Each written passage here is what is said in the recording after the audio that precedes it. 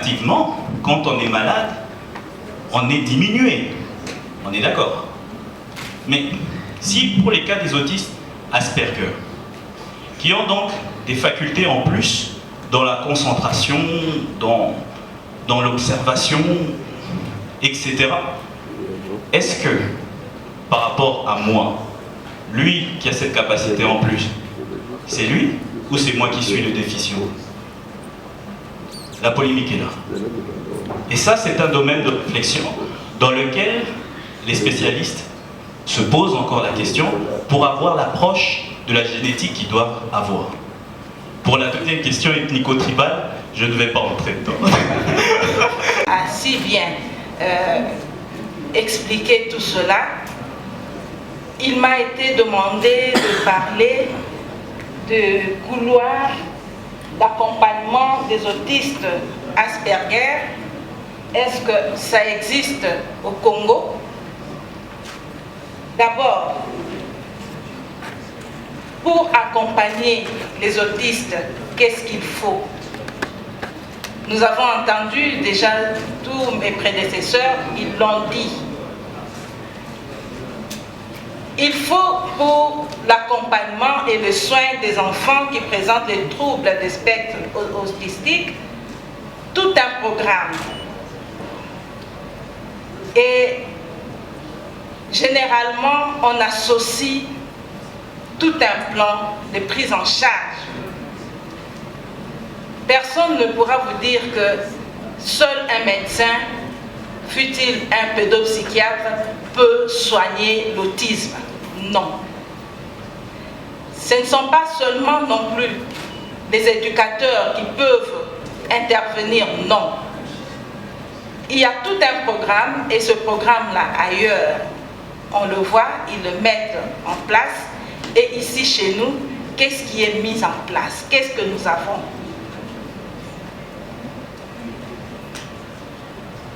Dans le programme qui est prévu pour l'autisme, vous avez l'accompagnement. Et pourquoi on doit les accompagner? Les autistes, les enfants qui présentent des troubles du spectre autistique ont besoin d'être accompagnés pour plusieurs raisons. D'abord, pour éviter la stigmatisation. Nous savons qu'ici, chez nous, par exemple, quand un enfant est un peu atypique, il est stigmatisé. Il y a des parents, il y a des mamans qui me disaient, nous les cachons dans nos maisons. On ne veut pas que les autres les voient. Parce qu'on les stigmatise. Pourquoi? Parce qu'il y a une connaissance générale qui dit, ah non, les enfants pareils sont des enfants à problème.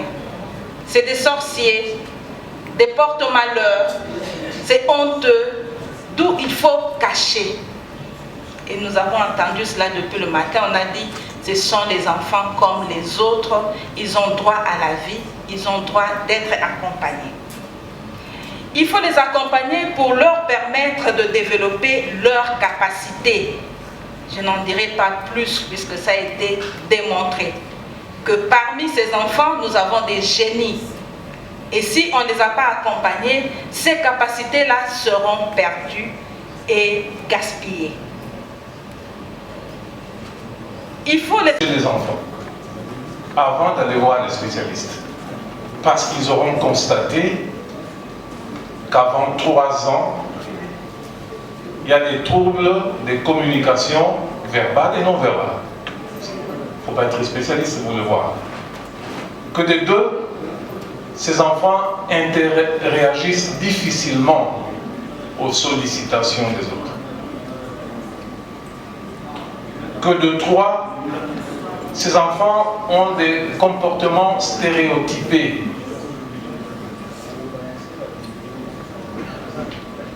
Et au-delà d'autres problèmes qui peuvent survenir, on vous a parlé de comorbidité, le parent doit pouvoir amener à consulter.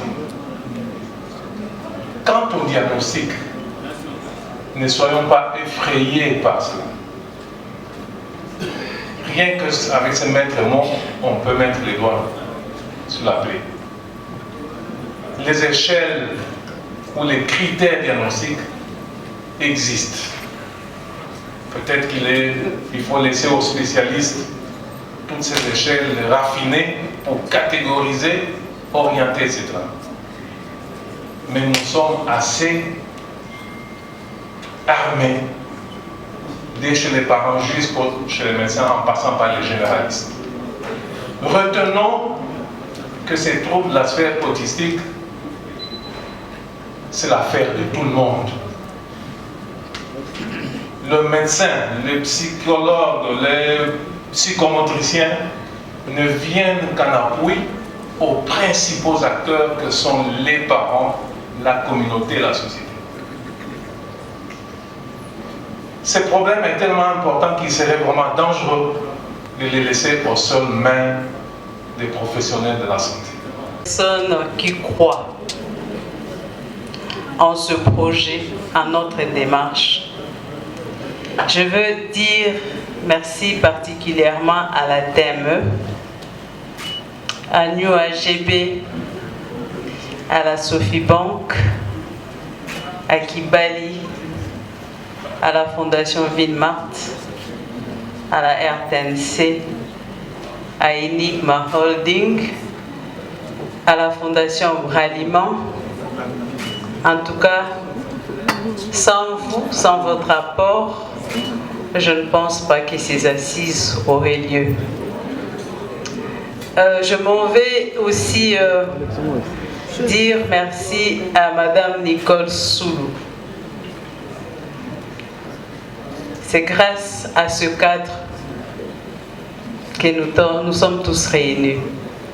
Mais retenez seulement le paragraphe de mon discours en sortant ici, vous tous.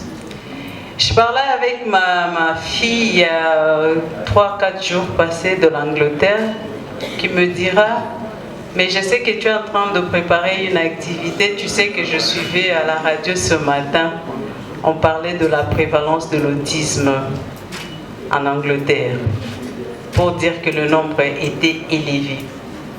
Le nombre n'était pas élevé parce qu'il y a de nouveaux cas.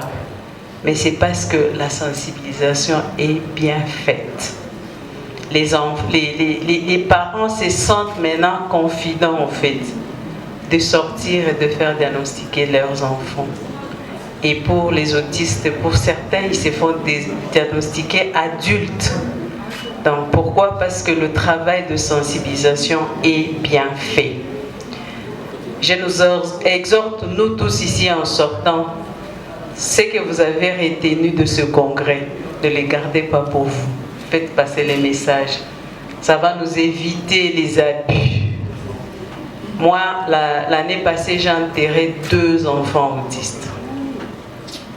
Je ne m'aimerais pas les enterrer. On a parlé de problème de l'alimentation. Le petit Daniel est tombé dans la malnutrition sévère. Faute de moyens, les parents ne savent pas. Cet événement, c'est presque une première dans notre pays. Parce que l'autisme, c'est un problème de santé publique.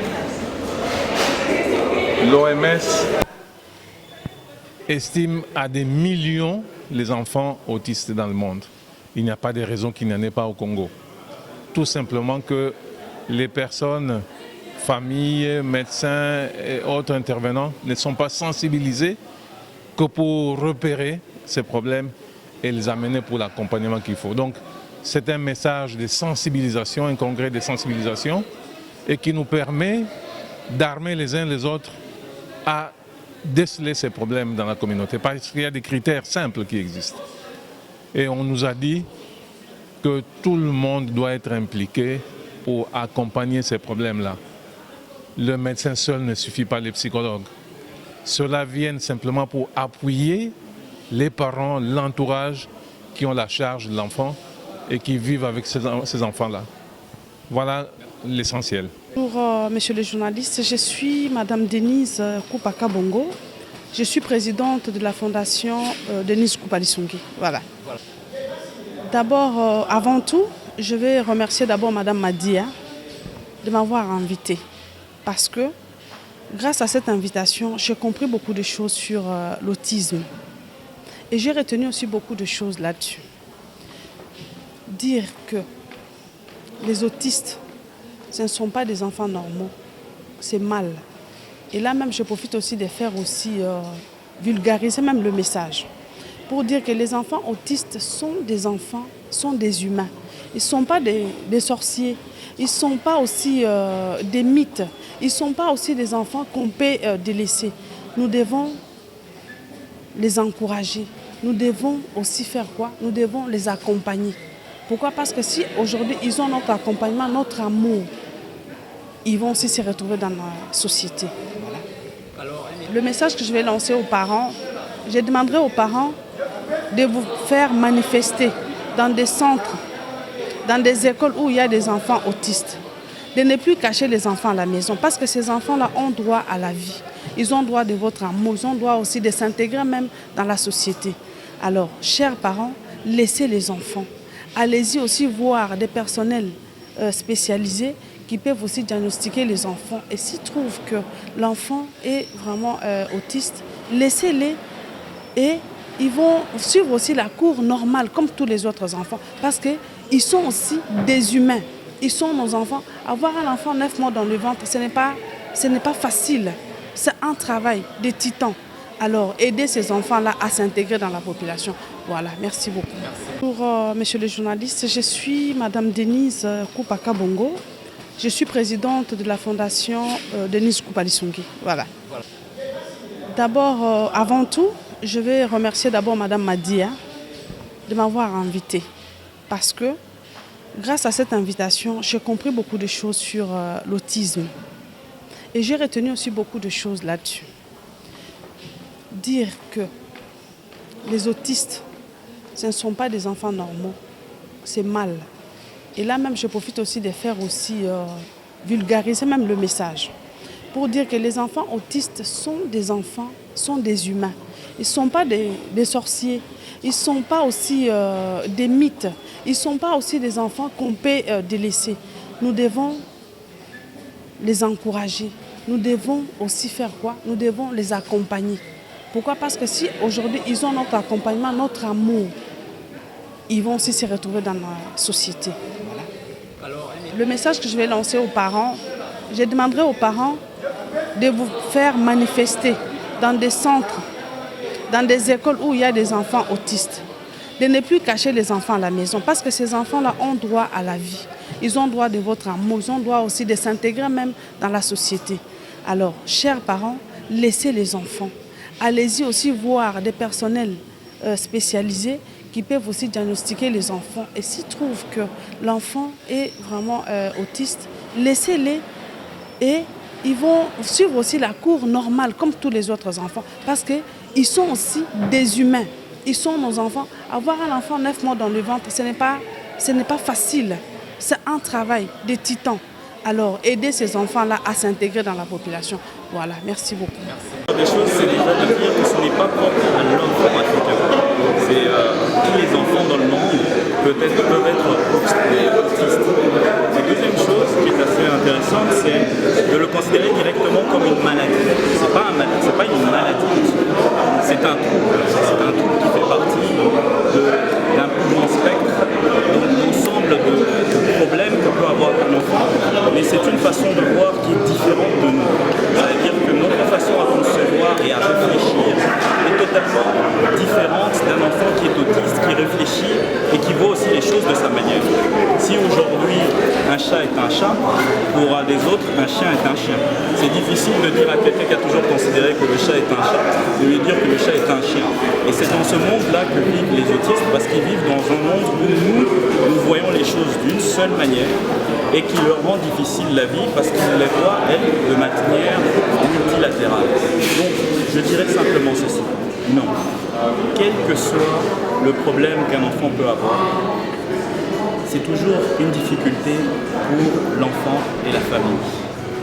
Nul doute de savoir que c'est un problème qui peut être très handicapant et nul doute que dans nos sociétés où le mystère, où le culturel est très important, nul doute que c'est facile de dire non, moi n'a. Mais la vérité, c'est pas celle-là. Avant de penser cela, essayez d'abord d'accompagner vos enfants dans des structures qui peuvent les aider. Et aujourd'hui, on a l'exemple ici avec Never Limit Children qui permet justement de lutter, de sensibiliser à ces enfants qui sont très vite délaissés parce qu'ils sont simplement inconnus.